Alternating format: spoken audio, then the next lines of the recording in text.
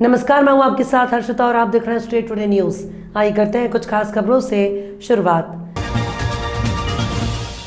सोथर society और डुंगरिया गांव से 2 नाबालिग गायब हुए। परिवार ने आकर थाना गौरगंज में इसकी शिकायत की। शिकायत के आधार पर अपराध क्रमांक 363 आईपीसी धारा के तहत मुकदमा कायम कर आरोपी की तलाश की गई। प्रकरण की गंभीरता को देखते हुए एसपी विकास शाहवाल, अतिरिक्त पुलिस अधीक्षक कमलेश कुमार और एसडीओपी विकास पांडे ने मामले में सघन तलाश के निर्देश दिए। पुलिस थाना प्रभारी आर चौधरी ने बताया कि विवेचना के दौरान पुलिस द्वारा लगातार प्रयास करने पर मुखबिर और तकनीकी साक्ष्यों के आधार पर नाबालिग का अपहरण करने वाले आरोपी संजय बगौर निवासी खेडी जिला झाबुआ को पकड़ लिया गया। उसके कब्जे से नाबालिग को छुड़ाकर अभिरक्षा में लिया गया।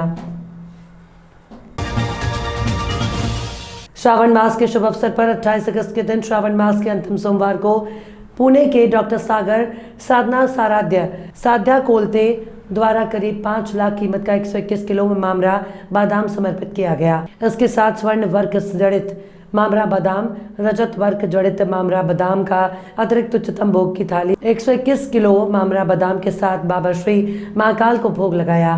मुरली मनोहर जोशी ने बताया कि डॉक्टर कोलते परिवार बाबा श्री महाकाल जी के परम भक्त हैं। अक्षय तृतीया के 3:30 शुभ मुहूर्त के पर्व पर उज्जैन के गोवा, कर्नाटक के सागर किनारे के काजू के बागों से काजू का राजा डब्लू 180 काजू की उच्चतम क्वालिटी का 111 किलो का काजू का भोग बाबा श्री महाकाल को संध्या आरती में अर्पित किया गया।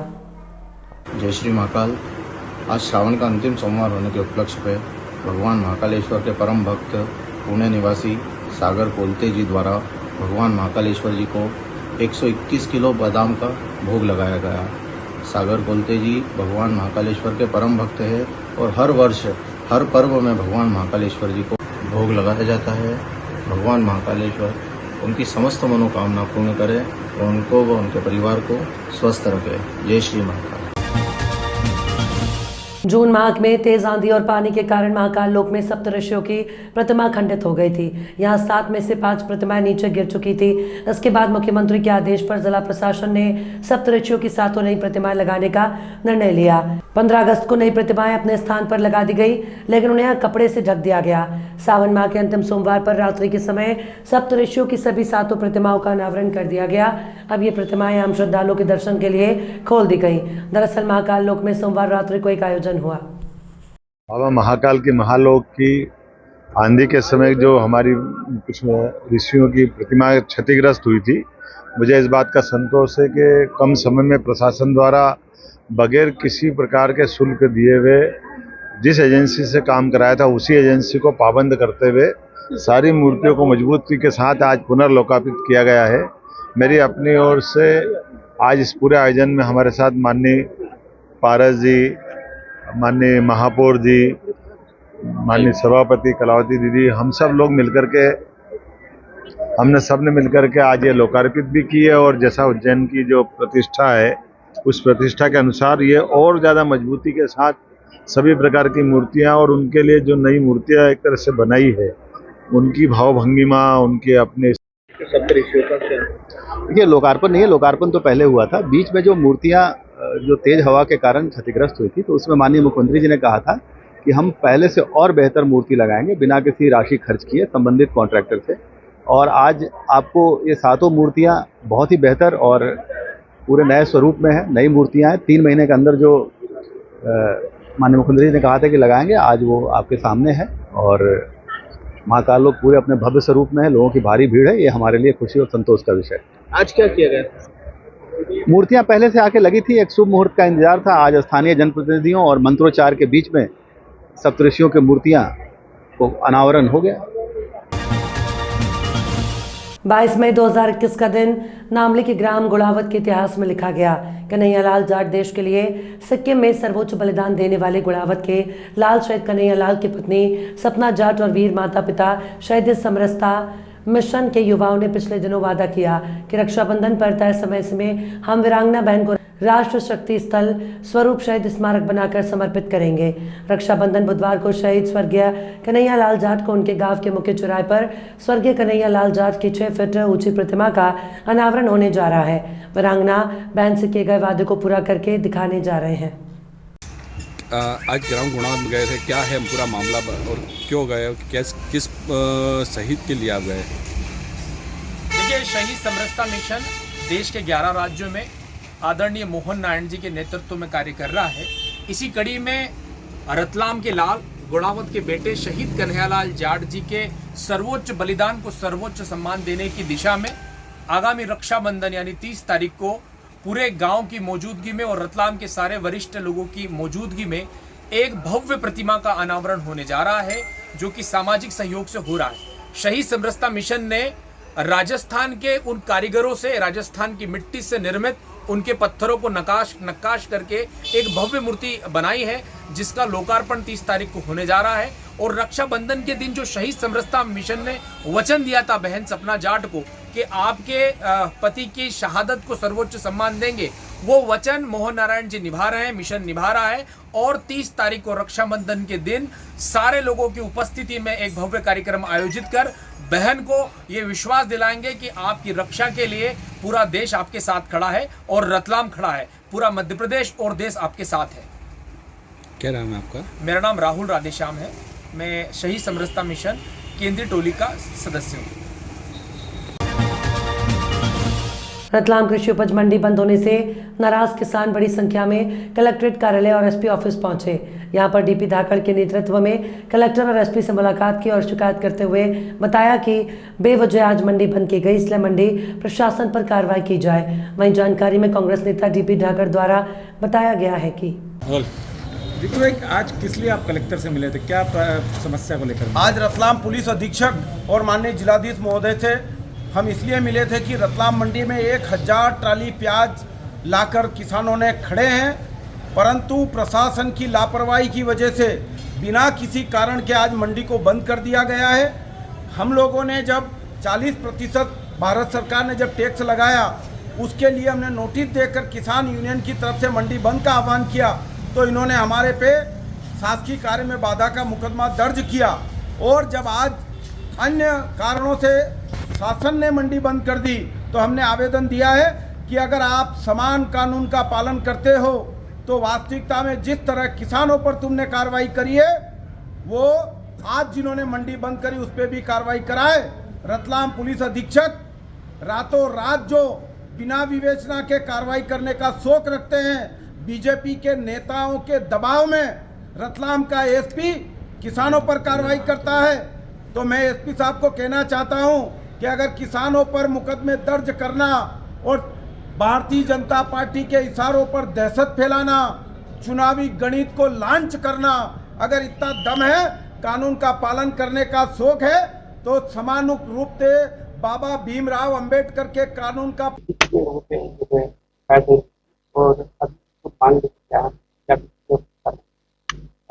जो मंडी में हुआ वो हुआ था, जिसके अंदर मंडी का गेट जबरदस्ती के द्वारा बंद किया गया था, उसके अंदर एक मुकदमा दर्ज किया गया था, शासकीय कार्य में बाधा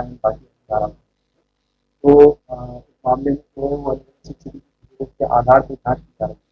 उनका कहना है कि वो प्रॉपर तरीके से जाँच की जा रही है, इनके द्वारा कोई भी वैधानिक काम नहीं किया गया है, तो उनको आश्वस्त किया गया है जो भी कार्यवाही तो जाँच के आधार पर प्रॉपर तरीके से वगैरह करने के बाद में कार्रवाई की जाए। आज भी मंडी बंद का कहना है कि ऊपर जो मंडी बंद होने की वजह से उनका कहना है कि जैसे मंडी प्रबंधन के ऊपर कार्यवाही की है, तो उसके संबंध में बताया गया है कि वो अपनी शिकायत जो भी इरेगुलरिटीज के बारे में शिकायत है, उसके संबंध में कलेक्टर के पास में आवेदन जांच रिपोर्ट के आधार पर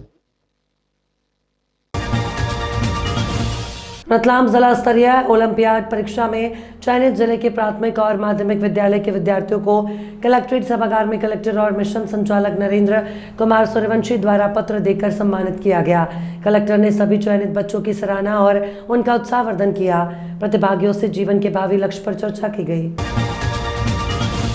खबर मध्य प्रदेश के आगरमालवा जिले से है, जहां जिला मुख्यालय आगर में सोमवार को बाबा बैजनाथ की शाही सवारी बाबा बैजनाथ मंदिर से पूरे नगर में निकाली गई। आपको बता दें कि बाबा बैजनाथ महादेव की शाही सवारी सावन के अंतिम सोमवार को विधायक और जनप्रतिनिधियों सहित कलेक्टर राघवेंद्र सिंह और एसपी संतोष कोरी द्वारा विधि विधान के साथ पूजा अर्चना कर भगवान शिव को पालकी में विराजित कर पूरे नगर में शाही सवारी निकाली गई, जिसका जगह जगह स्वागत हुआ।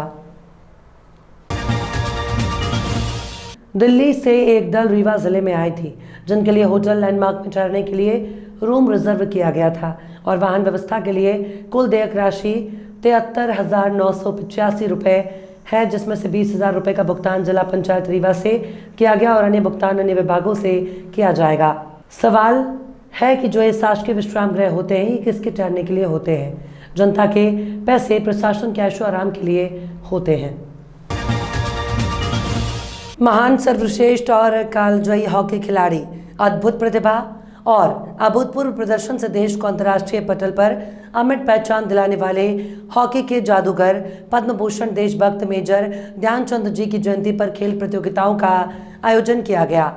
खेल शिक्षक संतोष यादव और सूबेदार रजनीश कुमार द्वारा ध्यानचंद जी के संस्मरण साझा किए गए। कार्यक्रम में प्राचार्य मनीष गुप्ता, देवेंद्र कुमार, किशन लाल उइके, राकेश यादव, ज्योति यादव, अर्चना मेहरा, अकीला बानो, संगीता साहू, सविता पटेल, सेना शिक्षा कोर और प्रशिक्षण केंद्र पचमढ़ी के बी एंड प्रशिक्षणार्थी रजनीश कुमार, धीरज परिहार, रवि चौधरी, विकास छबरवाल, भरत कुमार, राकेश कुमार, नरेश कुमार, जितेंद्र यादव उपस्थित रहे। मंगलवार को पुलिस अधीक्षक कार्यालय में जन सुनवाई के दौरान महिला संध्या विश्वकर्मा ने पुलिस अधीक्षक को प्रार्थना पत्र देते हुए अपनी आपबीती बताई। उसने आरोप लगाते हुए बताया कि उसके पति दिनेश विश्वकर्मा, जो कि 10 वर्षों से अखिलेश शर्मा के कारखाने में काम करते थे, जब वो रात को अपने घर आ रहे थे तो रास्ते में अखिलेश शर्मा के द्वारा उनका एक्सीडेंट किया गया। एक्सीडेंट के बाद अखिलेश शर्मा ने मुझसे कहा कि हम आपके पति का इलाज का पूरा खर्चा उठाएंगे और आपके परिवार की भी मदद करेंगे, लेकिन वह आज इलाज के लिए कोई मदद नहीं कर रहा, जिससे मुझे बहुत कठिनाइयों का सामना करना पड़ रहा है, क्योंकि मेरे 3 बच्चे हैं और घर में कोई कमाने वाला नहीं है। मैं आपसे निवेदन करती हूं कि मेरे पति को घायल करने वालों पर आप कड़ी से कड़ी कार्रवाई करें। मैं एसपी कार्यालय जाऊँगी। क्या है आपकी समस्या? मेरी समस्या ये है कि मेरे पति अखिलेश शर्मा के यहाँ काम करते थे और अखिलेश शर्मा के यहाँ काम करते थे, बहुत सालों से काम कर रहे हैं। वो पैसे में आनाकानी करता है देने में। उससे बोले इलाज करवा दो तो इलाज भी नहीं करवाता। क्या हो गया आपके पति का? मेरे पति का एक्सीडेंट हो गया और उसी के कारखाने में काम करते समय उनका एक्सीडेंट हुआ। अब मेरे को लगता है कि वो एक्सीडेंट अखिलेश शर्मा ने नहीं करवाया। तो क्या आपके पति का क्या नाम है? दिनेश विश्वकर्मा। वो लाचार हो चुके, मेरे 3 बच्चे हैं, अब उनका पालन पोषण कौन करेगा, आप ये बताइए। तो ये एक्सीडेंट कब हुआ था आपके पति? ये एक्सीडेंट 1.5 साल हो गए। तो पहले आपने उसका क्या? पहले अखिलेश शर्मा ने मना किया था कि भाभी केस मत करना, आप टेंशन नहीं लेना। हम लोग हैं, उनके दोस्त भाई साहब आते थे और बोलते थे कि आप टेंशन नहीं लेना, हम लोग हैं। फिर तो पहले इलाज कराया था उसने? पहले इलाज करवाया था उसने डॉक्टर मुखर्जी के यहाँ। अच्छा। अभिजीत मुखर्जी के यहाँ। अच्छा, तो अभी क्या बोल रहे हैं उन लोग? अभी बोल रहे हैं कि नहीं, हम नहीं करवाएंगे, ना हम इलाज करवाएंगे, ना पैसे देंगे। और मेरे को काम मिल गया तो ठीक है, और नहीं मिला तो अब ये बताइए, मेरे आदमी को अखिलेश शर्मा ने लाचार कर दिया, मैं क्या करूं? कहाँ रहती हैं आप? मैं बड़पुरा में रहती हूँ। पहले प्रेम नगर में रहती थी, बड़पुरा में खुद का मकान अभी बनवाए थे हम लोगों को, कुछ ही दिन हुआ था। अच्छा, तो क्या चाहते हो आप अभी? मैं ये चाहती हूँ कि अखिलेश शर्मा के ऊपर कार्रवाई हो। आपका नाम बता दीजिए। संजय विश्वकर्मा। मंगलवार जनसुनवाई के दौरान गजानंद मेडिकल इंस्टीट्यूट की छात्रा शिवानी दाहिया और मोनिका कुशवाहा अपना प्रार्थना पत्र लेकर कलेक्टर साहब के पास गुहार लगाई। दोनों छात्राओं ने आरोप लगाते हुए बताया कि हमारी आर्थिक स्थिति अच्छी नहीं है। गजानंद मेडिकल इंस्टीट्यूट के लोग हमारे घर परियत थाना पनागर पर आकर हमें सरकारी स्कीम के तहत निःशुल्क पढ़ाई करने, सर्टिफिकेट देने और सरकार द्वारा स्कॉलरशिप प्रदान करने का झूठा वादा करके हमारा एडमिशन किया गया। अब जब हम उनसे अपनी मार्कशीट और टीसी मांगने गए तो वो हमसे पैसे की मांग कर रहे हैं। हम कलेक्टर साहब से निवेदन करते हैं कि अब हमारी टीसी और मार्कशीट दिलाने की कृपा करें। हम यहाँ कलेक्ट्रेट में जन सुनवाई में आए हुए हैं। यहाँ पर गजानंद पैरामेडिकल इंस्टीट्यूट में सर ने फ्रॉड करके हमारा एडमिशन लिया था। उसके बाद हमारा टीसी और सर्टिफिकेट फंसा के रखा है और जो गवर्नमेंट की साइड से स्कॉलरशिप हमको दी गई थी उसकी मांग की जा रही है, साथ में एक्स्ट्रा पैसे की मांग की जा रही है। इसीलिए हम सर के पास आए हुए थे कि हमारी टीसी और जो सर्टिफिकेट को दिलवाने का कष्ट करें और ऐसे फ्रॉड इंस्टीट्यूट कड़ा से कड़ा एक्शन लिया जाए। कहाँ पे है ये इंस्टीट्यूट? ये इंस्टीट्यूट मेडिकल के जस्ट सामने है, धनवंतरी नगर पे, गजानंद पैरामेडिकल इंस्टीट्यूट नाम है उसका। तो ये कब लिया था आपने एडमिशन? सर ये एडमिशन हमको 1.5 साल लगभग हो गए हैं। सर ने बोला था कि 1 साल का सर्टिफिकेट कोर्स रहेगा, तो उसी के बेस पे आप एडमिशन करा लो, फ्री है और सरकारी योजना के तहत है, आपको पैसे मिलेंगे, साथ में सर्टिफिकेट भी मिलेगा। तो हमने एडमिशन करवा लिया था। तो अभी कितना पैसा मांग रहे हैं? अभी सर बोल रहे हैं कि 45,000 रुपये कोर्स की जो फीस है वो हमको चाहिए। और स्कॉलरशिप के बारे में क्या बोल रहे और हैं? स्कॉलरशिप के बारे में ये बोला है कि जो गवर्नमेंट के साइड से आपको स्कॉलरशिप आएगी 40,000 करके, मैं ऐसी कैटेगरी से हूँ तो हमारी 40,000 स्कॉलरशिप आती है, तो वो आप स्कॉलरशिप हमको पूरी दो, उसके बाद आप सर्टिफिकेट और टीसी ले सकते हो। लेकिन उसके बाद मतलब टीसी और सर्टिफिकेट कुछ दिया नहीं गया, और साथ ही साथ में मेरे पेपर थे, प्रैक्टिकल के लिए बुलाया था मेडिकल कॉलेज में, तो मेडिकल स्टूडेंट हूँ, फ्रॉड करके हमारा वहाँ एडमिशन लिया गया और अभी हम लोग एग्ज़ाम दे दिया है, टीसी वगैरह मांग रहे हैं तो दे नहीं रहे हैं, और स्कॉलरशिप मांग रहे हैं हम लोगों से, फीस की मांग की जा रही है। क्या बोल रहे हैं, कितनी फीस मांग रहे हैं? 45,000 मांग रहे हैं हर कोर्स की। तो आपको जब एडमिशन लिया तो बताया था आपको? नहीं, ऐसा कुछ नहीं बताया था, सरकारी संस्था बताई थी और कोविड-19 के द्वारा एडमिशन लिया गया, मतलब बच्चों को बढ़ाने के लिए इंस्टीट्यूट चलाया जा रहा है, ये सब बताया था। तो एडमिशन के समय क्या बताया था? एडमिशन के समय बताया था कि वो फ्री में एजुकेशन दे रहे हैं बच्चों को, अच्छा, इंस्टीट्यूट के द्वारा। अच्छा, क्या इंस्टीट्यूट का नाम है? Gajanan paramedical institute of science. कहाँ रहती हैं आप? मैं परियट में रहती हूँ, रामचंद्रा खेड़ा। अच्छा, आपका नाम बता दीजिए। मोनिका कुशवाहा। खबरों में फिलहाल इतना ही, और भी खबरों के अपडेट्स के लिए आप देखते रहिए स्टेट टुडे न्यूज़।